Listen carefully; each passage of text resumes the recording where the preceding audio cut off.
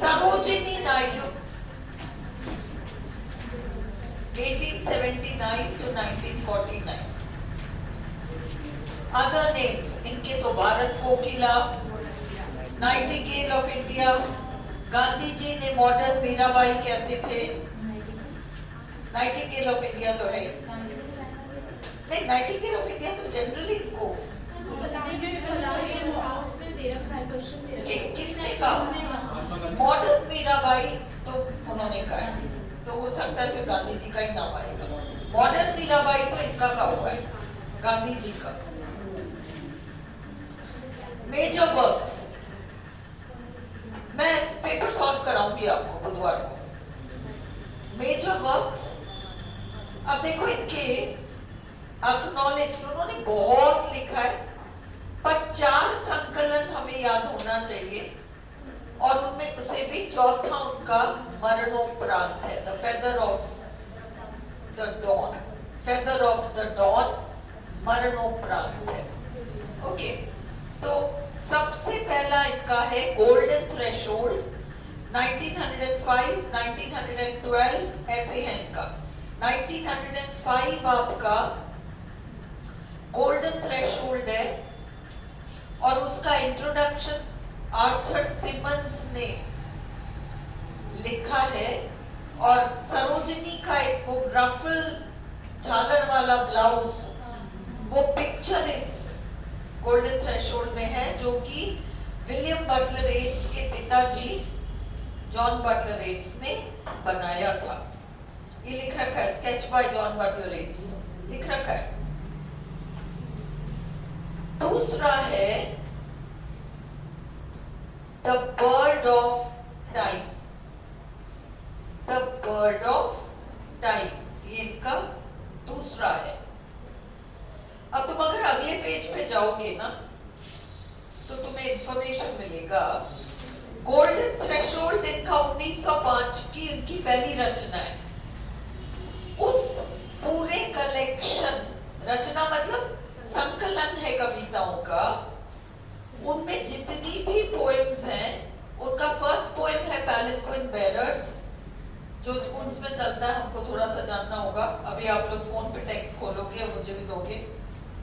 और इसका last poem है to a Buddha seated on a lotus. Sarojini Naidu का पोएम है to a Buddha seated on a lotus, और ये उस फर्स्ट गोल्डन थ्रेशोल्ड का लास्ट पोएम है। हर कलेक्शन का first and last poem Sarojini Naidu के मामले में जानो, excepting feather of the dawn, क्योंकि वो तो उनकी बेटी ने सारा संकलन करके सारी कविताओं को उसमें डाल दिया। सेकंड है, तो इसका सबटाइटल देखो, आपका फर्स्ट वाला गोल्डन थ्रेशोल्ड में तो कुछ भी सबटाइटल नहीं है।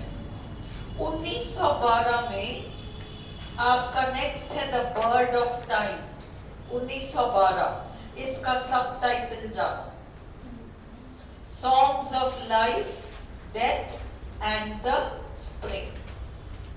ओके, पहला पोएम है the bird of time, last poem है गर्डन। ओके, और इसका जो इंट्रोडक्शन है वो एडमंड गॉस ने लिखा है। पहले वाले का आर्थर सिमंस ने लिखा। देखो, 2 अंग्रेज हैं जिनका नाम सरोजिनी नायडू के संदर्भ में आपको पता होना चाहिए, Arthur Symons, Edmund Gosse. Arthur Symons ने गोल्डन थ्रेशोल्ड का इंट्रोडक्शन लिखा, और एडमंड गॉस ने दूसरे वाले कलेक्शन का इंट्रोडक्शन लिखा, बर्ड ऑफ टाइम। और दूसरे वाले कलेक्शन का सबटाइटल अलग है, songs of life, death and the spring. उसका first poem bird of time है, लास्ट पोएम गर्डन है। तीसरा है the broken wing, Mohammad Ali Jinnah को डेडिकेट किया गया है, 1917 का कलेक्शन है, और उसका सबटाइटल है songs of love, death and destiny. उसकी पहली कविता है ब्रोकन विंग, और आखिरी कविता है Ashoka blossom. Is it clear? Ashoka blossom. फिर द डॉन आपको जरूरत नहीं है, पॉस्ट्यूमस है, मरणोपरांत है। बर्ड ऑफ टाइम नाम के कलेक्शन में द बाजार्स ऑफ हैदराबाद है, जो बहुत फेमस पोएम है। और ब्रोकन विंग नाम के कलेक्शन में द गिफ्ट ऑफ इंडिया नाम का बहुत फेमस पोएम है। और गोल्डन थ्रेशोल्ड का पहला पोएम है पैलेंक्विन बेरर्स, जो बहुत इंपॉर्टेंट है, हमारे तो स्कूल्स में चल रहा है। Is this clear? ये इंफॉर्मेशन आपको सरोजिनी नायडू के बारे में आज ही खत्म करना पड़ेगा।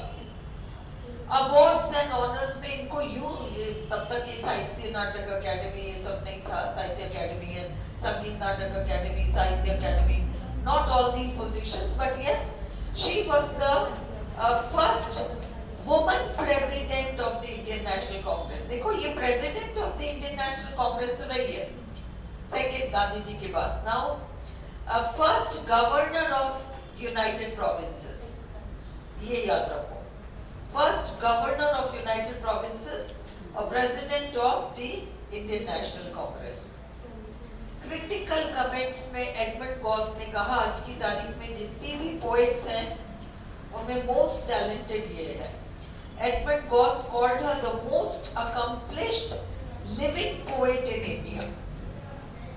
इनके बारे में जनरल रिमार्क्स हैं, लिरिकल पोएट है, फ्रीडम फाइटर है, और मेंटरशिप इनको दो जनों की मिली, आर्थर सिमंस और एडमंड गॉस। फर्स्ट वर्क है इनका गोल्डन थ्रेशोल्ड। एक चीज याद रखो, इनके जीवन काल में इनके कौन से 3 कविताओं की संकलन छपे, उसमें फेदर ऑफ द डॉन भी रहेगा। तुम्हारे ऑप्शंस बाकी होंगे, फेदर ऑफ द डॉन नहीं छपा उनके लाइफ में, ये हमको जानना है। अब अगले शीट में ये first poem, second, first and last देखा हमने। नीचे लिखा है हर प्ले माहिर मुनीर रिटन इन पर्शियन, बहुत छोटी उम्र में 12 इयर्स की एज में लिखा है, और 13 इयर्स में तो फर्स्ट इंग्लिश पोएम लिखी है। और इनका द सेप्टर्ड फ्लूट नाम का भी कलेक्शन है। अब तुम ये देखो, Sarojini Naidu composed a poem in English at the age of 13. In Sarojini's poem The Lotus is a metaphor for Gandhi. The Lotus नाम की इन्होंने पोएम लिखी है, बुद्धा ऑन लोटस नहीं, लोटस। उस लोटस में लोटस किसको माना है? गांधी को माना है। Sarojini's poem The Lotus is dedicated to Gandhi. 2 renowned English critics were Sarojini Naidu's poetical mentors. They were Edmund Goss and Arthur Simmons. अब ये तुम्हें मैंने एक ही ऑप्शन दिया है, ये तुम्हें क्रोनोलॉजी का मतलब तारीख के हिसाब से जमाना। सबसे पहले उन्होंने लिखा गोल्डन थ्रेशोल्ड, फिर द बर्ड ऑफ टाइम, फिर द ब्रोकन विंग, फिर the feather of the dawn. Sarojini's collection The Golden Threshold is dedicated to Edmund Goss. Palanquin bearers, पालकी उठाने वाले किसको उठाकर ले जा रहे हैं? एक दुल्हन को, a bride। Palanquin क्या होता है? A big covered box-like vehicle, बक्से की तरह दिखने वाला एक व्हीकल है, with a seat for one person, उसमें एक जना बैठ सकता है, उसे फिर 4 लोग उठा के ले जाते हैं, और वो बहुत उसको आराम से दुल्हन को ले जा रहे हैं, गाते हुए ले जा रहे हैं। उनकी चाल इतनी रिदमिक है। अभी पोएम खोलो तुम लोग 2 मिनट लगेंगे, क्योंकि लिसन, इस पोएम में से क्वेश्चन आएगा एंड क्या पूछेंगे कि दुल्हन के लिए जो वर्ड्स यूज हुए इनमें से कौन सा यूज नहीं हुआ, या पैलेंक्विन बेरर्स के चाल के लिए क्या यूज हुआ है, इनमें से कौन सा यूज नहीं हुआ। छोटी सी पोएम है, इतनी सी, खोल लो अभी। फिर the main theme of the palanquin bearers poem is a part of culture related to Indian marriages. पुराने समय में दुल्हन को फिर गोपालकियों में ले जाते थे ना। The bride is referred to as, 4 options देंगे, a pearl on a string, है ना, रेशम की डोर में मोती की तरह हो। ऑलराइट, अब आप पोएम निकालो। तुम्हारे को आज मैंने दोनों ग्रुप्स में डाला है टेक्स्ट। एक बार पोएम दे दो, एक जना दो, कोई ग्रुप में डाला है। मैं डालना भूल गई, तुम लोग को प्रिंट देना। हाँ, पैलेंक्विन बेरर्स, ये देखो पिक डाला है। ये देखो, ये लिरिकल पोएम है, ये लिरिक है एक्चुअली, म्यूजिकल है। Lightly, oh lightly we bear her along. She sways like a flower in the wind of our song. She skims like a bird on the foam of a stream. She floats like a laugh from the lips of a dream. अब सुनो, इनमें से, इन 4 में से कौन सा शब्द दुल्हन के लिए यूज नहीं हुआ है? Sways, skims, floats, slides. 4 option दे दिया उन्होंने। हमारा आंसर होगा स्लाइड्स। इसलिए हम टेक्स्ट देख रहे हैं, क्योंकि पोएम 12th पे है, 12th क्लास में है, स्कूल में है। यू शुड नो, और एटलीस्ट एक समय कभी चली, I don't know, you should know this, बहुत ही फेमस है। तो आपको ये 3 वर्ड्स इस पोएम के याद रखना पड़ेगा दुल्हन के संदर्भ में। Suez, skims, floats. Gaily, oh gaily we glide and we sing. देखो कितना alliteration है। Lightly, oh lightly we bear her along. Gaily, oh gaily we glide and we sing. है ना? क्या हुआ? तो गेली, तुम लोगों को तो गेली, ये गेली नहीं है, मतलब कोई नहीं है। चलो, गेली का मतलब यहाँ पर मस्ती से, गे, GAY, है ना, उसका गेली, ओ गेली we glide and we sing। alliteration है, गेली, गेली, glide। Listen, we bear her along like a pearl on a string. ये है, she's like a pearl on a string. एक बार निगाह से निकाल लोगे तो तुम्हें समझ में आ जाएगा, फिर याद ही करना पड़ेगा। Softly, oh softly we bear her along.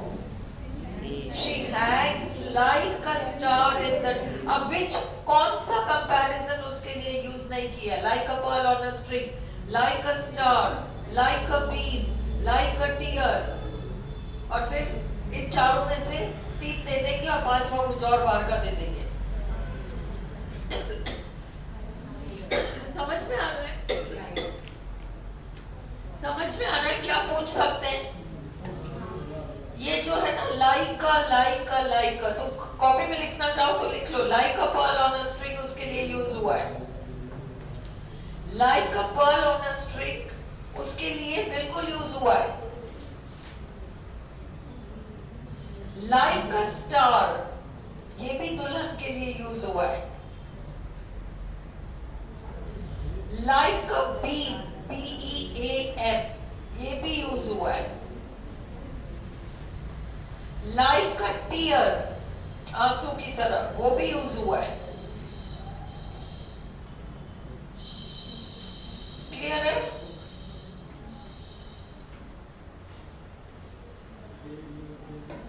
चलो, ये सेप्टर्ड फ्लूट भी इनका संकलन है, ये याद रखना। सेप्टर्ड फ्लूट। अब song of Radha the milkmaid मैंने उसमें डाल रखा है ग्रुप में। Song of Radha the milkmaid, वो भी एक निगाह से निकालो। अब तुमको पैलेंक्विन बेरर्स खुद में से कुछ भी पूछे, यू कैन आंसर ना। Song of Radha the milkmaid, है ना, ये राधा जो है वो मथुरा के मेले में जा रही है दही बेचने। I carried my curds, see the alliteration. I carried my curds to the Mathura fair. How softly the heifers were lowing. कौन सा एनिमल आवाज निकाल रहा था? Heifers, guy. I wanted to cry. मैं पुकारना चाहती थी. Who will buy the curds that is white as the clouds in the sky when the breezes of Shravan are blowing? कौन सा मौसम है इस पोएम में? श्रावण मास है. But my heart was so full of your beauty, beloved. कौन है beloved? Beloved कौन है? हाँ? कौन है? कान्हा जी है. कृष्णा है. Krishna. Govinda Govinda. They laughed as I cried without knowing. Govinda Govinda. देखो, what is the refrain in the poem? Govinda, Govinda. How softly the river was flowing. I carried the curds pots to the Mathura tide. How gaily the rowers were rowing. My comrades called, oh let us dance, let us sing, and wear saffron garments to welcome the spring. ये तुम्हें याद होना चाहिए. दोस्तों ने क्या कहा, साथियों ने, सहेलियों ने क्या कहा? कौन सा इन चार में से कौन सी बात सहेलियों ने नहीं कही? ये स्कूल लेवल के पोएम्स तो अपने को जानने पड़ेंगे, तो इसलिए क्या कौन सी बात नहीं कही? देखो, ये तो कहा let us dance let us sing. लिखो, let us dance let us sing कहा है. फिर wear saffron garments to welcome the spring. ये भी डाल दे कल्पना, घर जाके डाल देना बोलिए. अभी तो कंफ्यूज हो गई, तेरे को भी लिखना है. हाँ. तो ये दो चीजें हैं. Let us dance let us sing. दूसरा wear saffron garments to welcome the spring. तीसरा pluck the new birds that are blowing. ये तीनों उसकी सहेलियों ने कहा है. चौथा कुछ भी वो डाल देंगे अपनी तरफ से और पूछ लेंगे कि चारों में से सहेलियों ने, कॉमरेड्स ने क्या नहीं कहा. What did the comrades not say? फिर Govinda Govinda. How gaily the river was flowing. ये है आपका refrain. Govinda Govinda. How gaily the river was flowing. First stanza के एंड में आ रहा है how softly the river was flowing. अगले में how gaily the river was flowing. तीसरा how bright the river was flowing. You have to know कि ये तीनों लाइन्स जो है ना, gaily, softly और bright, ये भी लिख लो. ये तीनों रिवर के लिए यूज हुए. कौन सा यूज नहीं हुआ है? Have you understood? Huh? I carried my gifts to the Mathura shrine. How brightly the torches were glowing. I folded my hands at the altars to pray. Oh, shining ones, guard us by night and by day. क्या prayer किया उसने? And loudly the conch shells were blowing. शंख बज रहे थे. But my heart was so lost in your worship, beloved. They were wroth, W-R-A-T-H. Wroth. गुस्सा हो गए सारे पट्टे. When I cried without knowing, जब मैं पुकार बैठी, Govinda Govinda, how bright the river was flowing. ये पोएम्स जो है हमको नाइट ऑफ द स्कॉर्पियन है, ये जो दो पोएम्स हैं, इनमें से डायरेक्ट पोएम में से उठा सकते हैं क्योंकि ये स्कूल में है. अंडरस्टूड? आगे बढ़े. सरोजिनी कांगे मेरी नहीं, पूरी नहीं हुई, ऐसे पूरी नहीं होती. सेप्टर फ्लूट इनका कलेक्शन है. सरोजिनी नायडू कंपोज पोएम हो गया. क्रोनोलॉजिकल ऑर्डर आप लोग कर ही लोगे. Golden threshold, bird of time, broken wing, feather of dawn कर लोगे ना. सरोजिनी's collection The golden threshold is dedicated to Edmund Goss. The palanquin bearers are carrying a bride. Palanquin क्या है ये भी अपना हो गया. और bride is referred to as a pearl on a string. ये भी have done. ठीक है? अब हम next करते हैं.